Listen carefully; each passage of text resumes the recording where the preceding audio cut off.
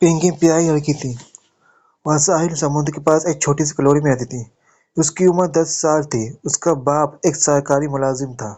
صبح سویرے اپنی موٹر سائیکل پر سوار ہوتا اور دفتر کے لیے نکل جایا کرتا تھا، جبکہ اس کی ماں قریبی اسکول میں پڑھاتی تھی۔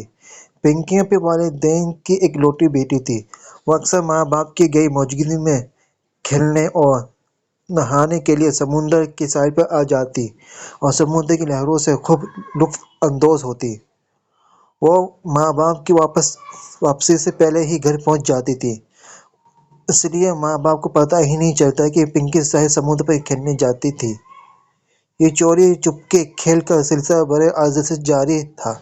البتہ چھٹی کے دنوں میں پنکی گھر میں پڑے بیزار ہو جاتی تھی۔ شاید یہی وجہ تھی کہ اسے چھٹی والے دن اچھے نہیں لگتے تھے۔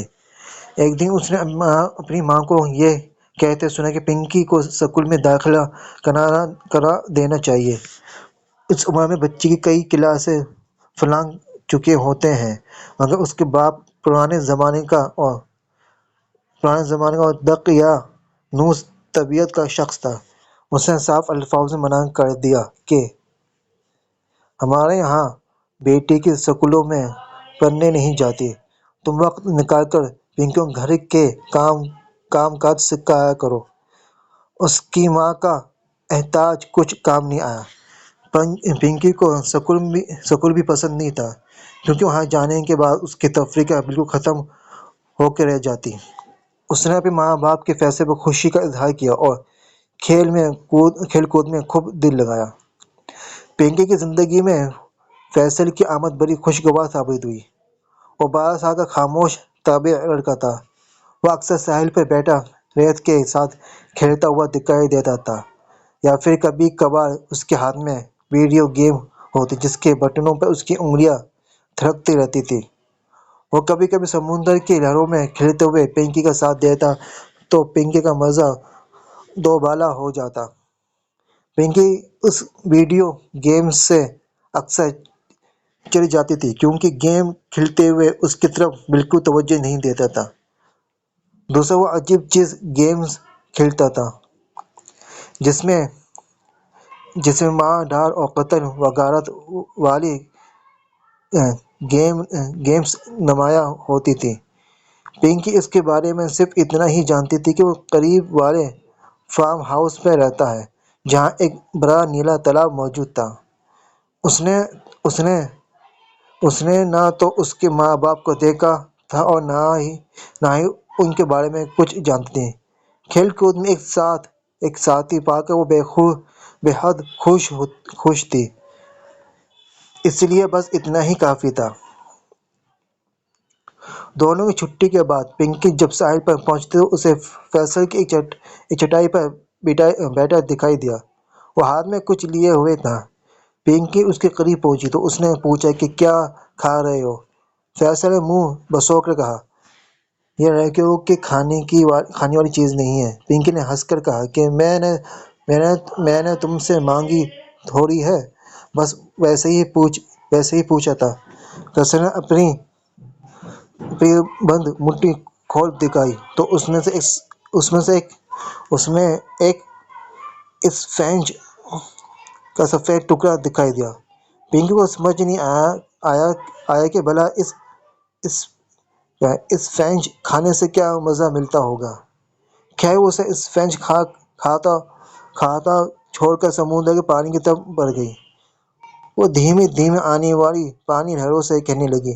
اچانک اس سے اپنے پاؤں کے قریب کوئی چیز سرکتی ہوئی محسوس ہوئی۔ اس نے ہاتھ بڑھا کر اس چیز کو پکڑا اور پانی سے باہر نکال کر دیکھا تو وہ دنگ رہ گئی۔ یہ ایک اسفنج کا ٹکڑا تھا، بالکل ویسا ہی جیسے اس نے فیصل کے ہاتھ میں کچھ دیر پہلے دیکھا تھا۔ اس نے گردن گھما کر دیکھا تو فیصل اپنی چٹائی پر بیٹھا ویڈیو گیم کھیلتا ہوا دکھائی دیا۔ اسفنج کا ٹکڑا ہاتھ میں تھا اور دل و دماغ میں اس کا ذائقے کا تجسس۔ اس نے اسفنج کا ٹکڑا منہ کے قریب گیا اور زبان لگا کر اسے چکھا۔ وہ حیران رہ گئی۔ اسفنج کا ٹکڑا شہد کی طرح میٹھا تھا۔ اسے پل اس نے پل کے لیے سوچا کہ فیصل یقیناً سمندر سے یہ ٹکڑا نکال کر جمع کرتا ہوگا اور پھر چٹائی پر بیٹھ کر آرام سے کھاتا ہے۔ اس نے سوچے سمجھے بغیر اس فینچ کا ٹکڑا منہ میں ڈال لیا اور اسے چبانے لگی۔ اس فینچ کی مٹھائی اس کے حلق سے اترتی چلی گئی اور پانی لہروں میں کھیلنے کا مزہ بڑھتا چلا گیا۔ اس فینچ اچانک فیصل اس کے پاس پہنچ گیا۔ اس نے اس کی طرف دیکھ کر پوچھا، تم کیا کھا رہی ہو؟ پنکی نے ہنس کر اس فینچ کا ٹکڑا منہ سے نکال کر اسے دکھایا۔ یہ دیکھ کر فیصل کے چہرے کی عجیب سی حالت ہو گئی۔ جب میں تمہیں منع کیا تھا کہ یہ تمہارے کھانے کی چیز ہے تو پھر تم نے اسے کیوں کھایا؟ فیصل نے ناراض ہوتے ہوئے کہا، یہ کمال کا میٹھا ہے۔ پنکی نے چٹکارے لیتے ہوئے کہا، ارے یہ کیا؟ تمہارا چہرہ نیلا ہوتا جا رہا ہے۔ فیصل نے چونک کر اس کی طرف دیکھتے ہوئے کہا۔ پنکی اس کی بات سن کر ہنسنے لگی۔ اب تم مجھے ڈرانے کے لیے مذاق پر اتر آئے؟ پنکی نے لاپرواہی میں بات ٹال دی۔ فیصل نے جھوٹ نہیں کہا، واقعی پنکی کا چہرہ نیلا رنگت میں بدل جا رہا تھا۔ اس کے ہونٹ کالے اور تھوڑی گہرے نیلے رنگ کی ہو گئی تھی، جیسے کسی نے اس کے چہرے پر روغن کر دیا ہو۔ نیلی رنگت آہستہ آہستہ بڑھ رہی تھی اور پنکی اس سے بے خبر اس فینچ کا ٹکڑا چیونگم کی طرح چبانے میں مصروف تھی۔ پنکی کو اس بات کا احساس اس وقت ہوا جب اس کا بازو ہاتھ نیلے ہو گئے۔ پنکی یہ دیکھ کر خوف زدہ ہو گئی اور اس نے ڈر کے مارے اس فینچ کا ٹکڑا منہ سے نکال کر پانی میں واپس پھینک دیا۔ اس نے فیصل کی طرف ملتجی نگاہوں سے دیکھا کہ وہ کچھ کرے، مگر فیصل خاموش کھڑا اس کے جسم میں ہونے والے تغیر کو دیکھ رہا تھا۔ دیکھتے ہی دیکھتے اس کا سارا بدن گہرا نیلا ہو گیا اور عجیب سی مخلوق دکھائی دینے لگی۔ پنکی اپنی رنگت پر پریشان تھی، مگر جب دوسری تبدیلی اس کے جسم میں پیدا ہوئی تو اس کی چینخیں نکل گئیں۔ اس کے بدن میں ہوا بھرنے لگی تھی اور پھولنا شروع ہو گیا تھا۔ پنڈلیاں اور ٹانگیں پھول کر بھاری دکھائی دینے لگی۔ اگلے لمحوں میں اس کے بازو میں بھی ہوا بھر گئی۔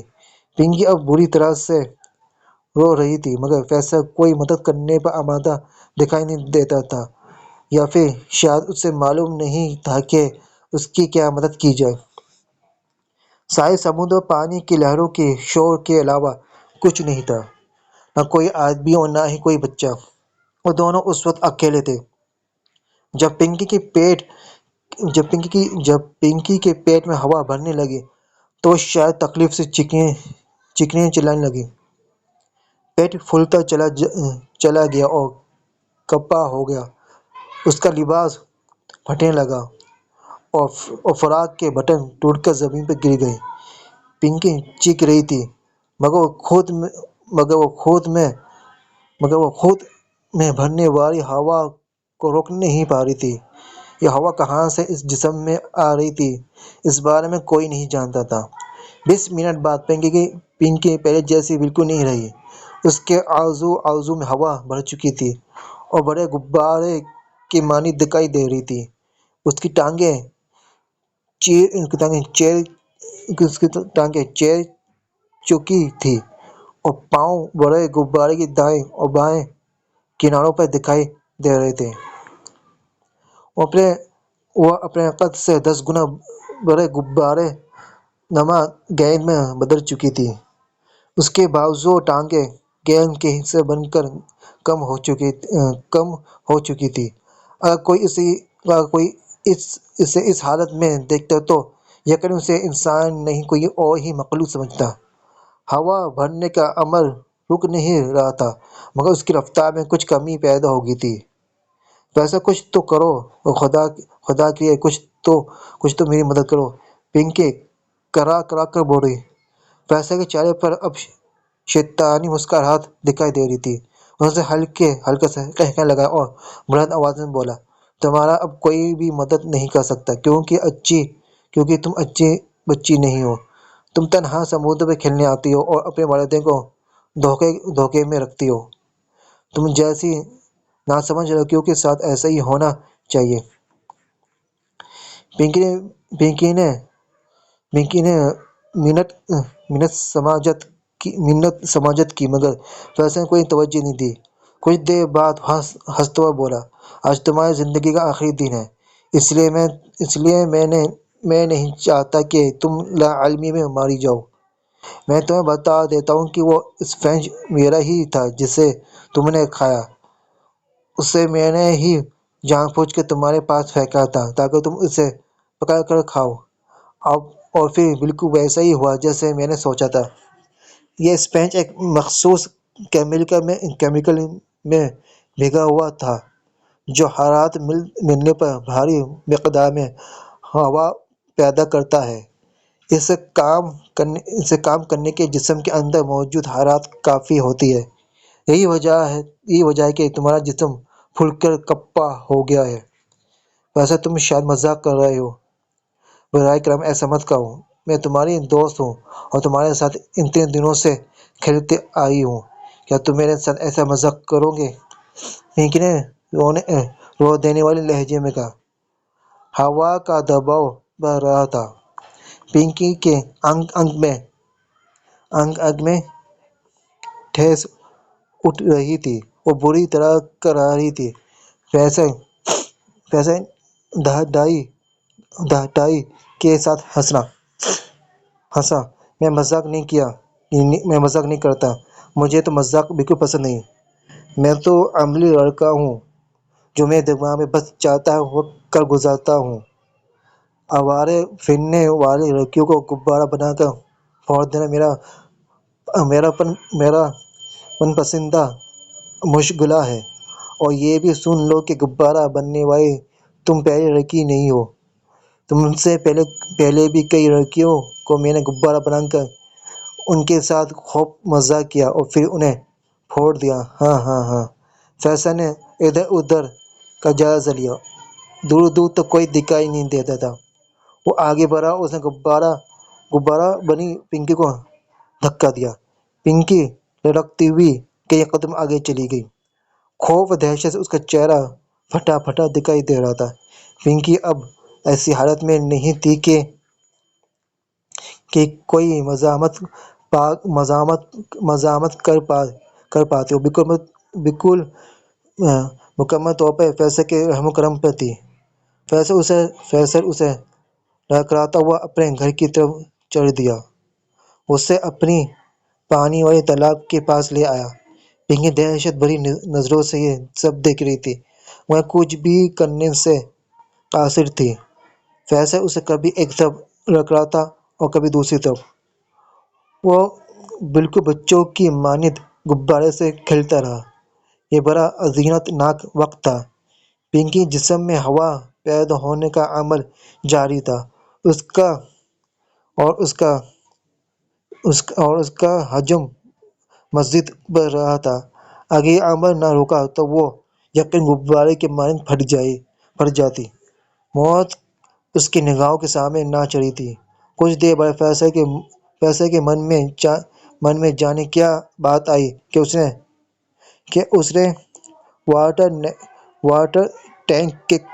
ٹینک کا پائپ نکالا اور اسے پنکی کے منہ میں ٹھونس ڈالا۔ نل کھلتے ہی پانی دھڑا دھڑ پنکی کے غبارہ نما جسم میں بھرنے لگا۔ پنکی کی آنکھیں تکلیف سے ابل آئیں، پھر تکلیف بڑھتی چلی گئی۔ پنکی کی آنکھوں کے سامنے اندھیرا چھانے لگا اور اس کا ذہن معاف ہوتا چلا گیا۔ آخرو ہی ہوا جس کے بارے میں فیصل نے کہا تھا، پانی اور ہوا کے دباؤ سے پنکی کا جسم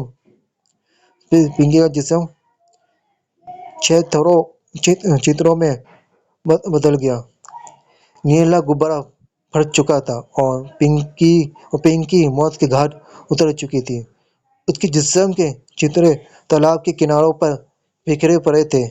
دھماکے کی آواز سن کر فیصل نے بڑی مسرت کا اظہار کیا۔ آج اس نے نیلا غبارہ بنایا تھا اور پھر کھیل کر اسے پھوڑ دیا تھا۔